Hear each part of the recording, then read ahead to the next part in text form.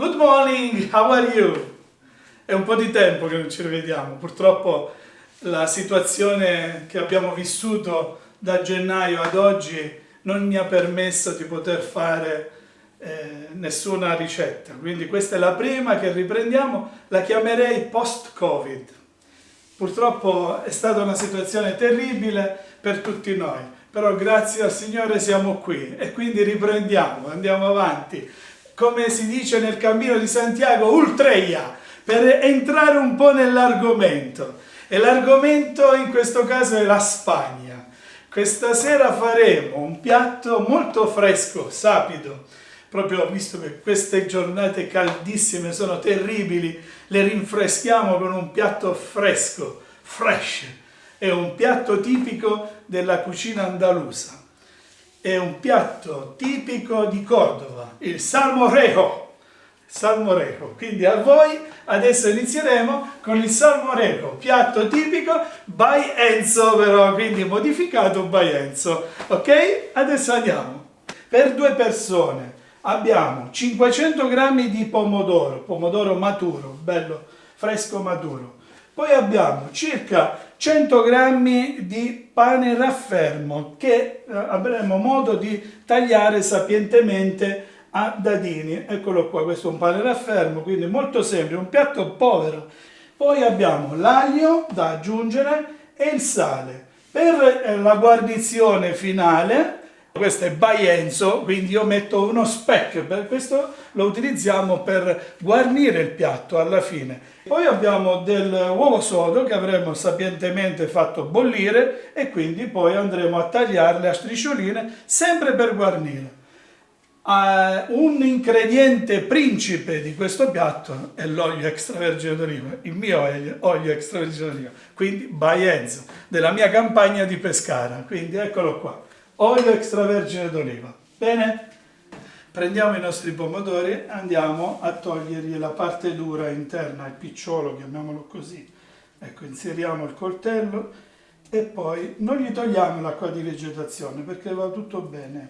Possiamo al limite, ecco, tagliarli a pezzi. Ok, facciamo a pezzi. Lo andiamo a inserire in un boccale. Io in questo caso utilizzo un mini pinner, un frullatore ad immersione.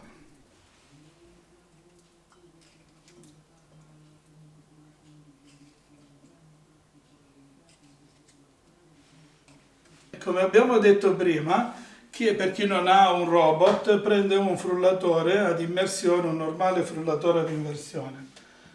Andiamo a frullare per bene il nostro pomodoro.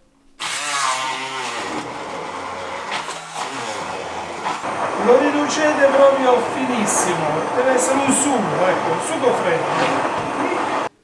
Ora prendiamo il nostro pane, tagliato come dicevo prima a cubetti, vedete così, lo tagliamo a cubetti e lo andiamo a ammorbidire con un po' di acqua, non mettere in ammollo, ecco così, io faccio così, lo ammorbidisco. Bene. Andiamo nuovamente a frullare il nostro pane. Quindi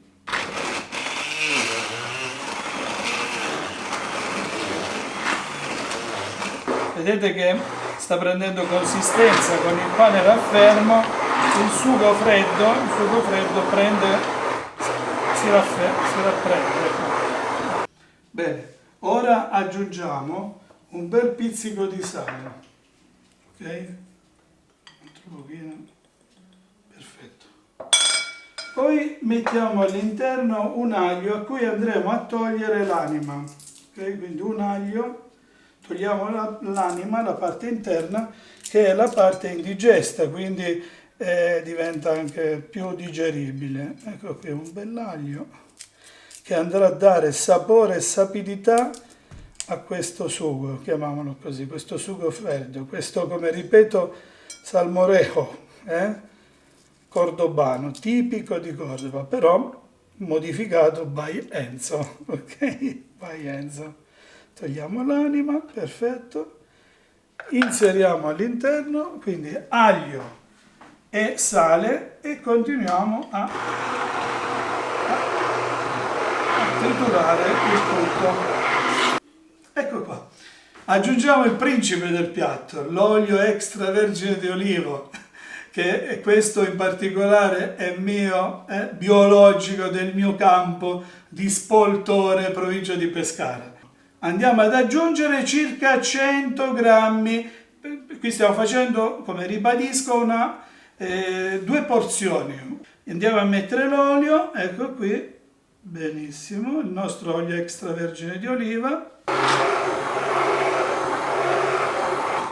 Ok.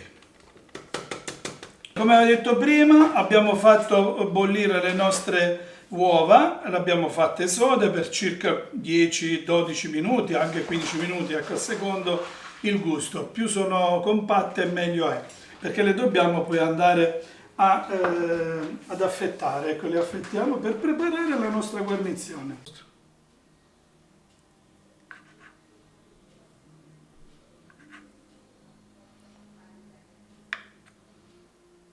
Ora prendiamo lo speck, lo tagliamo a listine perché questo serve solo per guarnire il piatto, quindi ci bastano delle listine.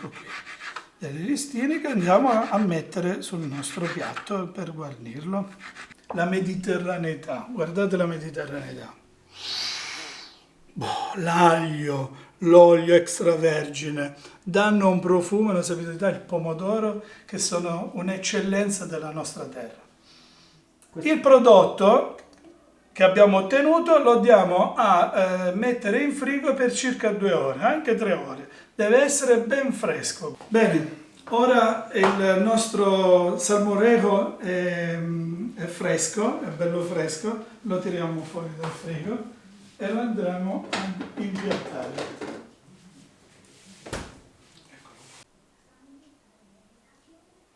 Vedete com'è bello compatto? Ecco qua, la nostra dose. Ok, andiamo ad aggiungere, in questo caso come ho detto, il nostro speck, ma si può aggiungere anche un prosciutto serrano, spagnolo, il nostro prosciutto, non ci sono problemi. Ecco qua, mettiamo il nostro prosciutto sopra, poi andiamo ad aggiungere l'uovo sodo. Bene, come dicevo, questo è un piatto spagnolo che io ho italianizzato, oserei dire, quindi si chiama by Enzo. Ecco, quindi è un salmorejo by Enzo. Dopo che abbiamo messo lo speck e l'uovo sodo, andiamo ad aggiungere una foglietta di basilico, oserei dire per l'italianizzazione proprio verde, rosso e bianco, la nostra bandiera italiana. Che vogliamo di più? Un piatto italiano. Sempre per ultimo, per dare il tocco finale, anche la sapidità giusta a questo piatto, andiamo ad aggiungere un pochino di olio extravergine, un giro come dico io, un piccolo giro, ecco qui, così. A voi, il piatto è pronto. Io sono molto appassionato di Frangiacorta. Quindi rientrando dalla mia vacanza, oltre allo specchio, mi sono portato anche del Franciacorta. Sono passato a trovare il mio amico Piero La Fiorita di Ome, Brescia, che ha un agriturismo con annessa fattoria didattica e un bellissimo agriturismo, con una vigna e una cantina che a mio parere è fantastica. Fa un vino di eccellenza. Bene.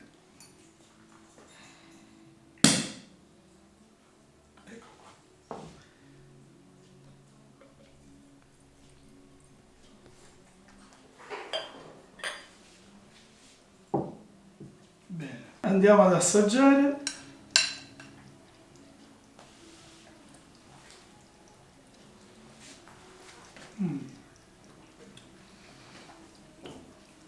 È inebriante. È veramente un tripudio di sapore, ragazzi, è un tripudio di sapore.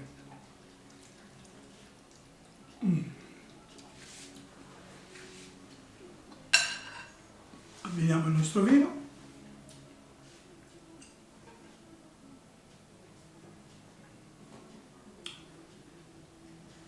Eccellente. Grande Piero, bravissimo, complimenti per il vino. Il piatto, che dire, è un piatto fresco, estivo, che va molto bene per le serate calde. Buonasera a tutti!